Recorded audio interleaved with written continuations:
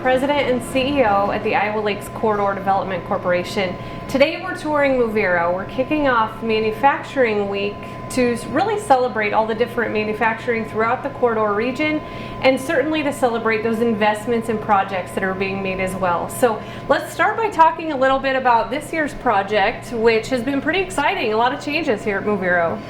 Yeah, I'm Joel Taylor. I'm with Moveero. I'm the Manufacturing Engineering Manager, and we're going to be reviewing some of the big projects that we have in process right now. So you can see we've got 4 big projects that are going to be that are currently in process here at Moveero.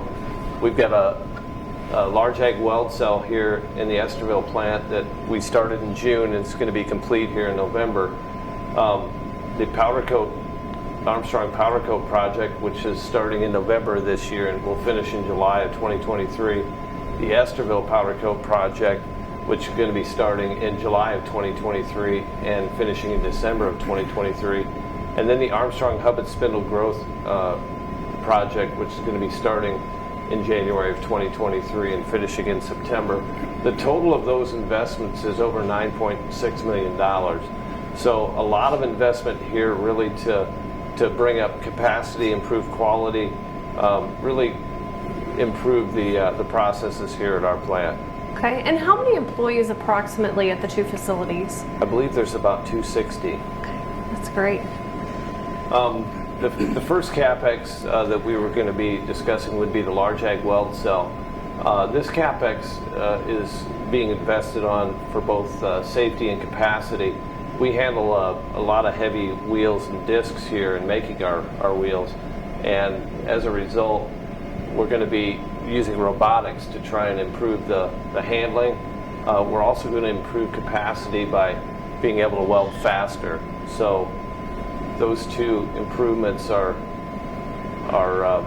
very important, I guess, to the future of the business. So where all are your wheels going, or what industry types are you serving?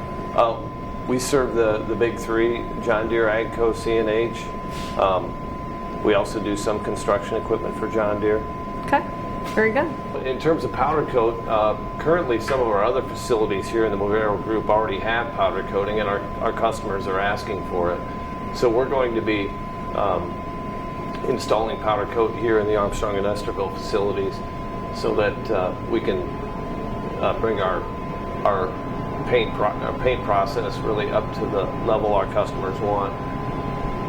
So some of the advantages, we're going to be reduce painting material costs, we're going to be improving our environmental impact, reduce fire risk, and then it's also going to help us with our 5-year growth plan for increased capacity. So this is a look at the Estherville facility here. What you can see over here in the lower right-hand corner is a new application room, which we're going to be installing outside the building. Basically what we're going to do is we're going to install this powder application building. We're going to continue operation until we're ready to cut over. We're going to cut over, remove the liquid portion, and then go right to powder using our existing equipment other than the powder application equipment. So some of the environmental improvements, we're going to be eliminating a lot of VOCs by going to powder. So it also allows for the elimination of 3 extraction points for stacks from our booth or from our facilities. It's going to eliminate our need to permit those stacks. And it's also going to take us out of being a large quantity generator. So it takes us a giant step towards reducing our environmental impact. So some of the support that we've seen here from the corridor, this investment tax credit, so we're receiving a credit on our income tax liability, a use tax refund so sales tax refund for the equipment, and a local property tax exemption, so a tax abatement from the city of Estherville. So those contributions were able to bring our project within an acceptable payback. So thank you for that. Of course.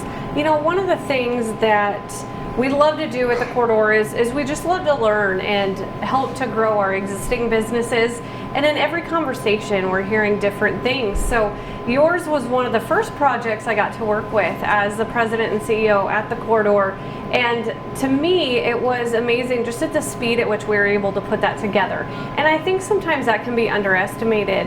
You know, programs such as state incentives, typically it's kind of a daunting task when you think about time frame and things like that. So do you want to talk, Mike, a little bit about, you know, that process and how it was partnering with the corridor, the city, and the state to get this project together? Yeah, so for us, it really kind of came on spur of the moment as well. We didn't really realize that there was funding out there. Yeah. So Michelle had done some digging around and reached out to the corridor, reached out to the city. We found out that there was programs available. So with your help, I mean, like you say, it happened within weeks because we had a timeline that we were trying to hit. So it went very quickly. So. Yeah, you know, we actually gave your story to the governor when she toured. She came up to celebrate the investments that this company is making, and just talking about that time frame, we said that's a story you need to tell about doing business in Iowa. You have access to the programs and elected officials, and we can really bring things to market much more quickly. Yeah, that was really neat to see. She came in perfect timing as well for her last tour. She was in about probably less than a month after we got the paperwork all through.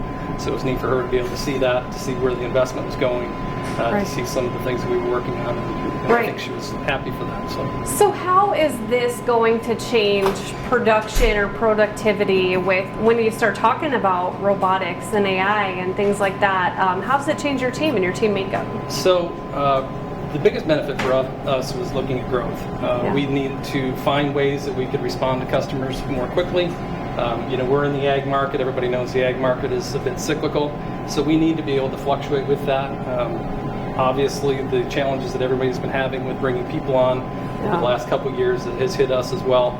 So the automation allows you that flexibility to be able to ramp up and then ramp down on a quick notice. So it really has helped.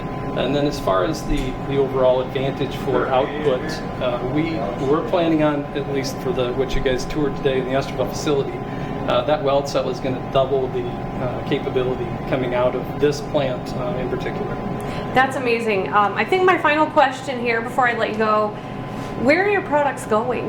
Where are you shipping? So we actually ship all over the world. Globally. We ship quite a bit of product to Europe still, even with our European sites. But most of our product is going stateside. It is anybody that has an implement in the field, we're putting something on it. So if you pull it or drive it in the field, there's a good chance it's got our product. That's amazing. Just to close, thank you so much for choosing to continue investing in the corridor region. Thanks for hosting us today. And again, we are celebrating Manufacturing Week, and we just appreciate all that you're doing in the community. Absolutely. Appreciate all of your efforts, your assistance. We appreciate the corridor.